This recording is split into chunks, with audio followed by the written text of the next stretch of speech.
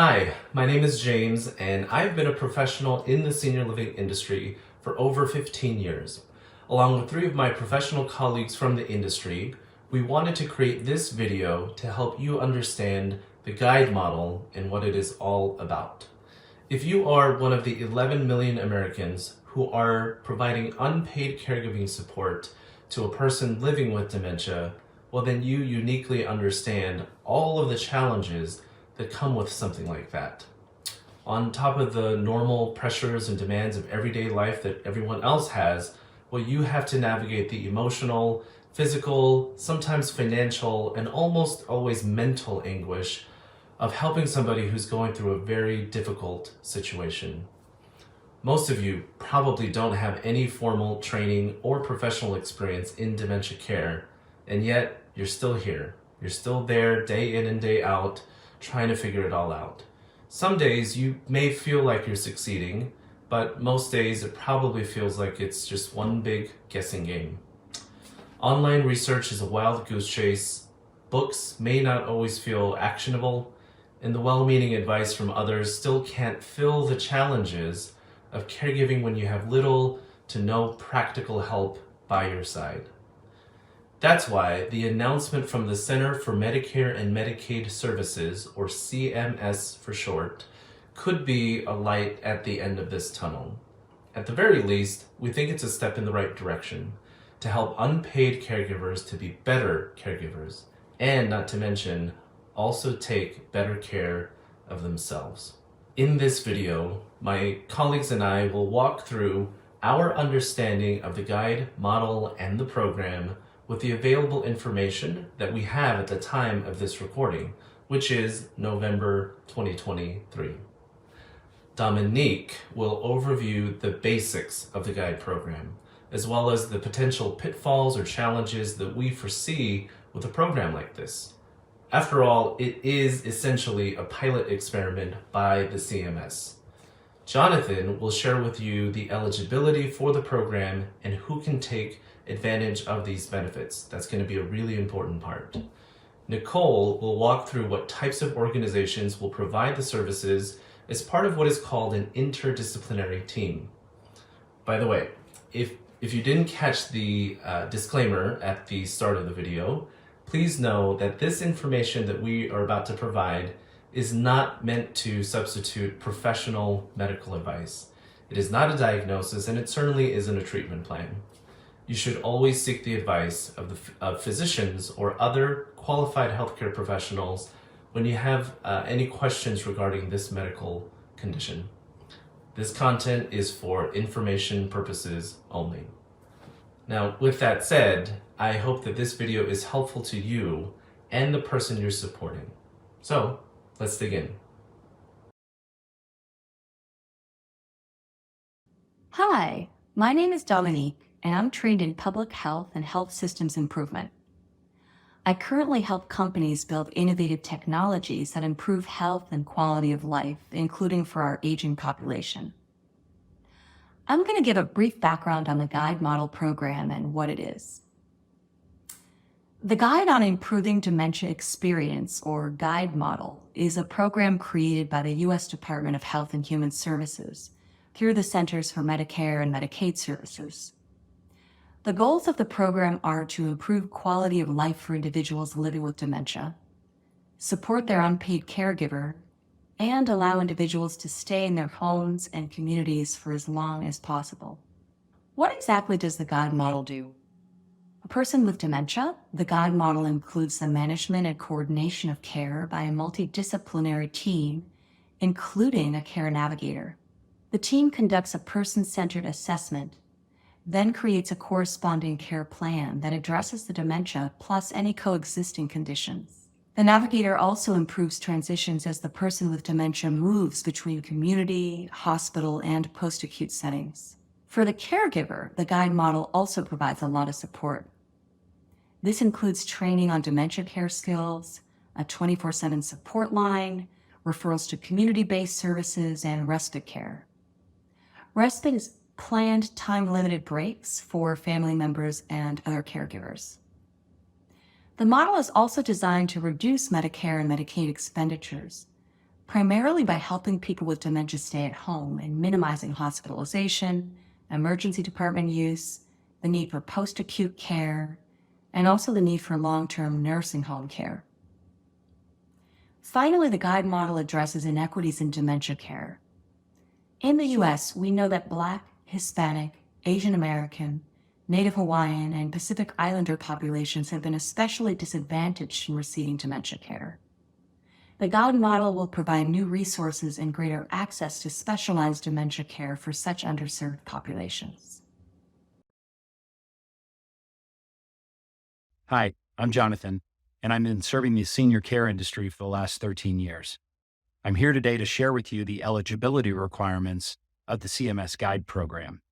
Please keep in mind, I'm only a fellow citizen like you, providing you with some simple information in layman's terms, hopefully to make things a little easier to understand. Beneficiaries are eligible to receive services under the Guide model if candidates meet the following criteria. The candidate has dementia as confirmed by a clinician on the Guide participant's Guide practitioner roster. The candidate is enrolled in Medicare Parts A and B and not enrolled in Medicare Advantage, including special needs plans or PACE programs, and has Medicare as the primary payer. The candidate has not elected the Medicare hospice benefit and is not in long-term nursing home care. Who is not eligible? According to the Guide model information, those who are enrolled in Medicare Advantage, including special needs plans, PACE programs, and those who do not have Medicare as the primary payer are not eligible. Additionally, those who have elected to receive the Medicare hospice benefit or are in long-term nursing home care, meaning they are a resident, are not eligible. There are also some dementia complexity tiers and dyads, or groups of people, that we need to discuss as well. In order to determine the scale of the candidate, please consult your physician. You can always come back to this video afterwards. Let's discuss the complexity tiers. A beneficiary's model tier is determined based on a combination of the disease stage, whether they have a caregiver, or if applicable, their caregiver's needs. The table we'll show you here describes the 5 tiers. Participants will report data on the disease stage and the caregiver status to CMS when a beneficiary is first aligned to the model. To ensure consistent beneficiary assignments to these tiers across model participants must use a tool from the set of approved screening and measurement tools to measure dementia stage and caregiver burden. Let's take a look at the table. As you notice, there are 4 columns here that we're going to discuss. Pay attention to the beneficiaries with a caregiver and without. The tier is divided amongst low complexity, moderate, and high complexity within the dyads, or the numbers of people. You may not need to know this yet, but when a clinician does get involved, they will determine the clinical dementia rating, or CDR, the functional assessment screening tool, or FAST, and then the Zerit burden interview, which is ZBI. I know this can be pretty overwhelming. Please click the links that we provided with you here and consult your physician to confirm your eligibility. The Guide program is all about making life better for people living with dementia and the family members who take care of them. They want to help them stay at home as long as they can. Here's how the Guide program does this to ensure that both the person living with dementia and their caregivers receive tailored, coordinated, and continuous care and support. Number 1, they help caregivers. We know being a caregiver is tough. That's why they offer training, education, and support groups to help you. You'll also get the help from a care navigator. This is a person who knows a lot about care and can help you find the services and support you need, like a doctor or help at home. There's teamwork in care. You'll have a special team of healthcare experts. They work together to make a care plan just for the person living with dementia. The Guide program's approach to caring for people living with dementia involves a specific and thorough way of delivering care. Here's what this means. The interdisciplinary care team will deliver services by creating and maintaining a person-centered care plan. What is a person-centered care plan? It's a team effort. A team of different healthcare experts work together on this. It's focused on the individual. They create a care plan that really pays attention to what the person living with dementia needs and wants. This plan includes details about the person's goals, what they're good at, and what they may need help with. There is an assessment's results. The plan also has information from the complete checkup of the person's health and needs. It includes recommendations that suggest which service providers and community-based social services can help. There's care coordination. The care plan shows who the person's main doctor and other medical specialists are, and it organizes that care. It outlines how to coordinate care for the person living with dementia and any other health conditions they might have. It involves and supports caregivers, recognizing that caregivers are seen as an important part of the care team. It assesses those caregiver needs. The team looks at what caregivers need and includes this in the care plan. It provides ongoing support. Caregivers get continuous support, including the ability to call a helpline any time of day or night. What kind of team is needed? Participants must maintain an interdisciplinary care team that meets the guide care delivery requirement. What is an interdisciplinary care team? They're essential team members, and it must include a care navigator, someone who guides patients through the care process and their families. A care navigator is someone who has received required training in dementia, assessment, and care planning. In the guide program, the role of care navigators is pivotal, but it doesn't necessitate a specific formal credential or accreditation. This position can be filled by a diverse range of professionals, such as a community health worker, social worker, or registered nurse. These individuals, however, are required to undergo a comprehensive training in several key areas pertinent to dementia care. The training encompasses a broad spectrum of topics essential for effective dementia care management. Some of these topics include the development of person-centered care plans, which focuses on tailoring care to the individual needs and preferences of patients. Care navigators also learn to provide culturally competent care, recognizing and respecting the various cultural backgrounds of their patients and their families. Additionally, they're trained in strategies for managing the behavioral and psychosocial symptoms often associated with dementia, which can be challenging for both the patients and the caregivers. The specific training requirements for care navigators will be detailed in the request for applications. Participants in the guide program are responsible for ensuring that the care navigators are adequately trained according to these stipulated requirements. They have the flexibility to develop their own training modules or utilize existing training materials from other sources. However, it's imperative that the training covers all the topics mandated by the guide model, ensuring a consistent and comprehensive approach to dementia care across all participating providers. It also includes the clinician with dementia proficiency as recognized by experience in caring for adults with cognitive impairment, experience in caring for patients 65 and older, or a special designation in neurology, psychiatry, geriatric psychiatry, and geriatric neurology. Other team members can also be experts on your team if you think that will help, like a pharmacist or a mental health specialist. The care team always needs to be reachable. The guide program needs to have a helpline that works all of the time, 24/7. Patients and caregivers can call to talk to a care team member or someone hired to help after hours. And make note, this helpline is not to be a public helpline. It has to be a special one just for the guide program.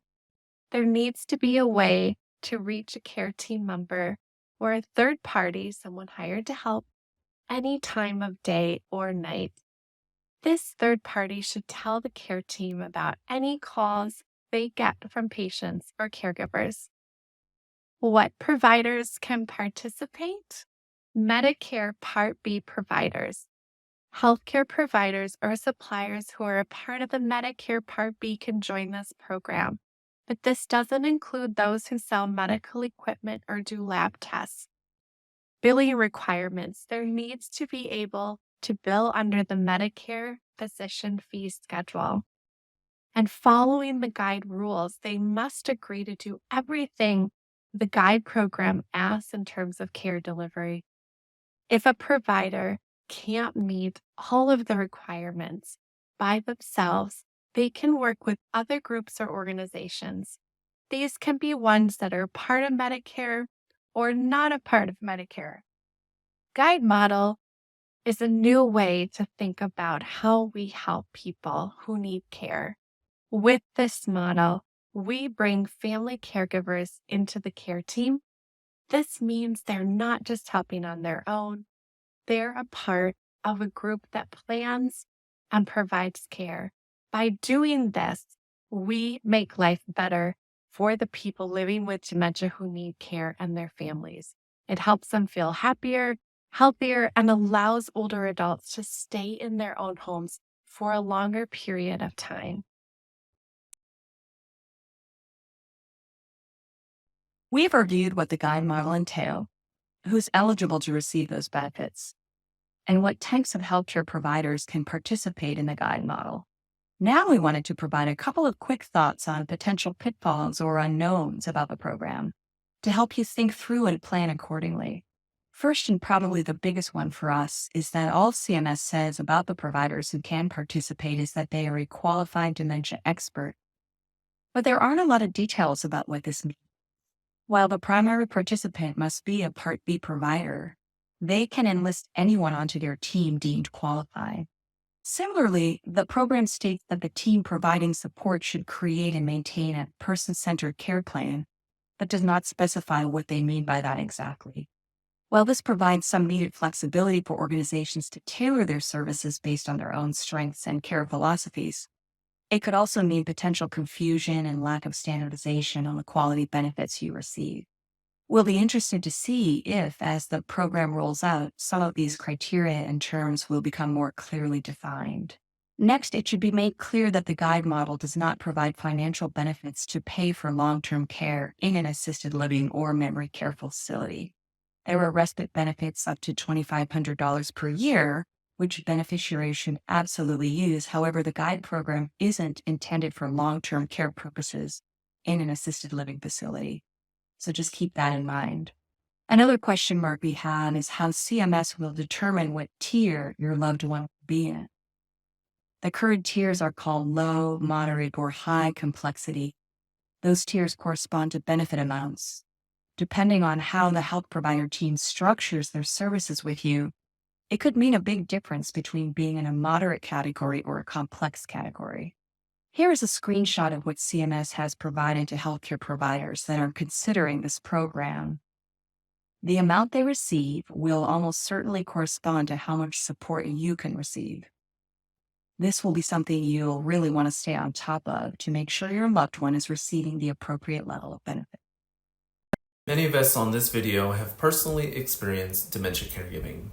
We've also worked in some professional capacity today to help others who are currently providing care for someone they love. The guide model from CMS may not solve all of your problems. You'll still be doing a lot of the work yourself, and there's no cure for dementia yet. There's probably still some tough road ahead. But this program could be a great starting point to arm yourself with knowledge, training, get helpful experts on your side, and gain valuable resources in your community. And who knows, that may help carry some of the load, and most importantly, give you a caregiving network to plug into. This program has a simple theory behind it. Help a person living with dementia by helping the people who are caring for them. This program is really about you. Now, one day we hope that there is going to be a cure, But until then, there's a way to provide better care, not just for them, but for you. So hang in there, you are doing the very best that you can. We hope that this video has helped you understand the guide model just a little bit better, and that you may have some help coming your way soon. Until then, take care of yourself, and we are wishing you our very best. On behalf of my friends, Dominique, Jonathan, and Nicole, thank you so much for watching. Take care.